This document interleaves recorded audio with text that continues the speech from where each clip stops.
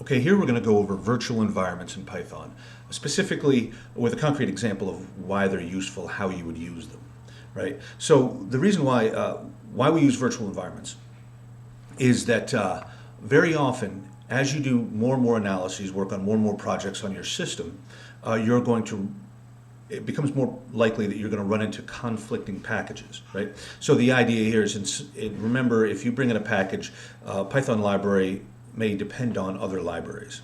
And so what may happen is one package will rely on a certain version, maybe a newer version of another library, but a different package will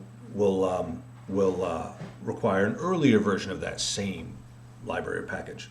So the idea here is, if that's the case on your system, only one of those analyses will run, right? So if you have just one set of packages on your system, you're either going to have the earlier or the later version, so only one of your analyses will run. So the solution to this is for an analysis, right, for some set of Python code to create its own environment, right, so that it runs with its own version of packages. So what I can do is I can say, okay, I have analysis 1 here, and I'm going to create an environment and then install simply the versions of the packages I need for that environment. And then for analysis 2, I'll create a separate environment and install only the versions of those packages I need, so that I have different versions of packages in each environment. And so I can run and activate the environment for analysis 1, run that code, get out of that, activate the environment for analysis 2. It has all the correct versions of the packages, and run that analysis. So I can have these two separate analyses, and I can run them, right? Even though they have conflicting package dependencies, right? They have conflicting versions of the packages that they require. So that's a concrete, so this is why virtual environments are powerful, while they're useful. What they'll also allow you to do is sort of encapsulate the Python code with its environment. So it also makes it easier to share. So if you think about it, let's say you want to have the Python code run on somebody else's system. Well, they may have different versions of packages. They may not have the specific version that your code requires. However, if you share the environment, then your code comes with the packages, and then they can run it. So again, taking a step back, this becomes very important when you have a lot of different packages on your system, when you have a lot of different analyses. So what this allows you to do is create some order in there, and then keep things running. So again, very powerful. I use them all the time. So we'll give a brief little bit of background here, and then we'll go into an example.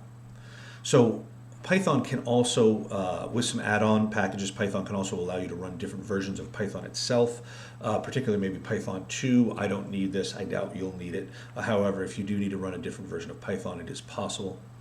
Anaconda. So Anaconda is a separate distribution of Python, right? So I believe I have the link to Anaconda right here. They have a free version. And then Anaconda is its own version of Python. It will allow you to create virtual environments, and it has its own package manager and so forth. So, so if you want to start creating environments and installing specific versions of packages into environments and so forth, Anaconda can be a great option to do that. The benefits of Anaconda is they have a nice graphical user interface. So that's very nice. You can use the graphical user interface to install packages and so forth. The downside to Anaconda is it can be a lot of machinery to do, to create virtual environments and so forth. So it is easy to use, but somewhat large, right? So what I'll do here is I'll just create a virtual environment in base Python. But definitely, check Anaconda out. It is very useful. However, one thing to consider is if we just want to create a virtual environment, Anaconda really doesn't give us any functionality that we don't have in VNV itself, right? And VNV is what I'm going to use. I just have a note here that while we're going to use this, which is in base Python, if you wanted to create an environment with a different version of Python, that's not available in VNV. You'd have to install a virtual environment package. But That's fine. So here's some documentation on virtual environments on VENV and Python itself. Here's a tutorial to show, a tutorial to introduce it to you.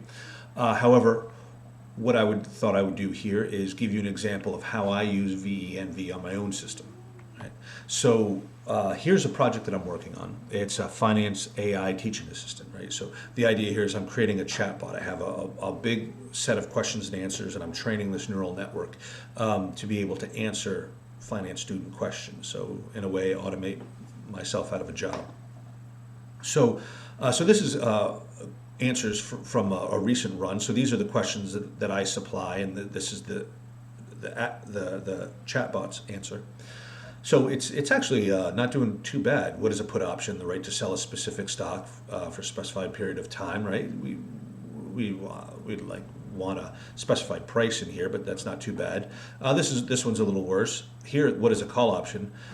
Here it has the specified price, so that's great. The answer to the risk-free rate is spot on.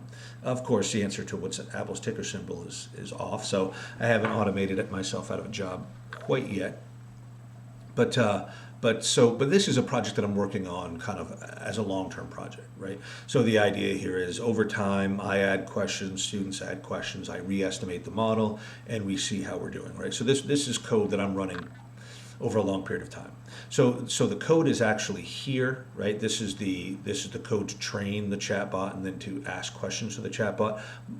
This mainly uses code from TensorFlow, their example of a transformer chatbot. So I use a lot of their code, and then I'm hooking it into data sets that I and students are building and so forth. But the idea here is I'm running this code regularly, but I'll run it maybe this month, and then I'll run it 6 months from now, and so forth. So what this means, the reason I'm telling you that is, it's definitely a candidate for failing because packages got upgraded, right? So what we can go here is into my system, right? So here I'm in the repository, right? So there you see the Git repository and the code test2py. So right, so this is the code,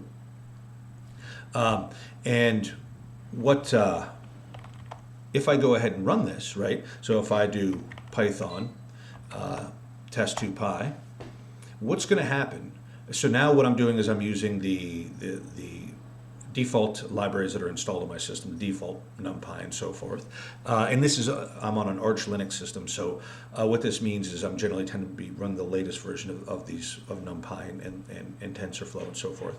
And you see I run this and I get an error. And this started a little while ago, where I started, where I got this error first.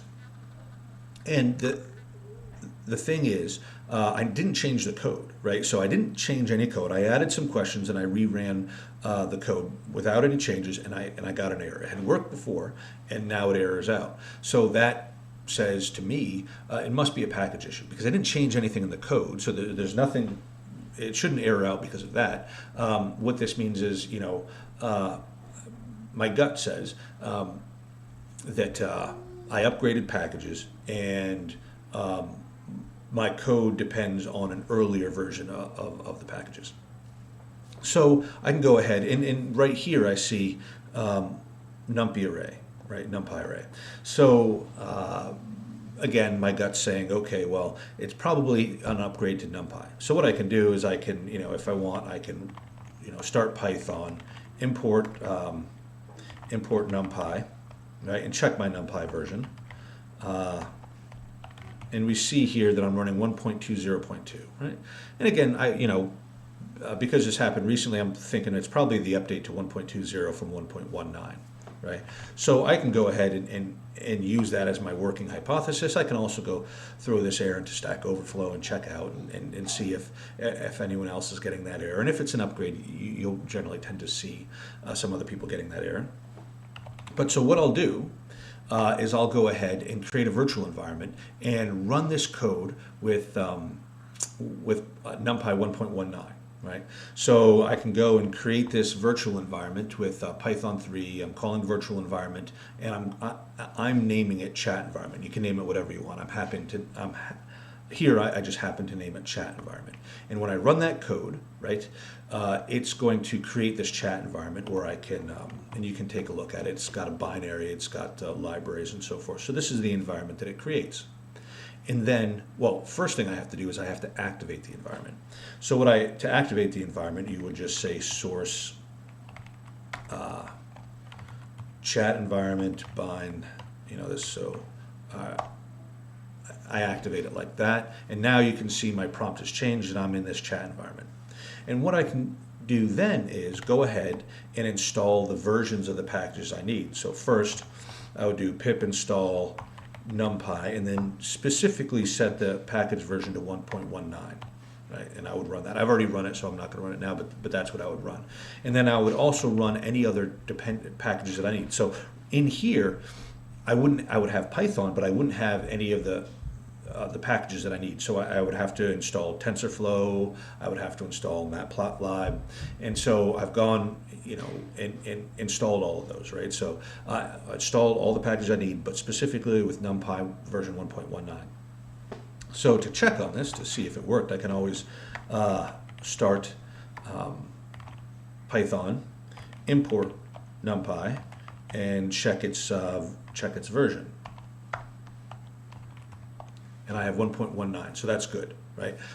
So now I can test it to see if that was the problem, if it was upgrading to a new version of NumPy.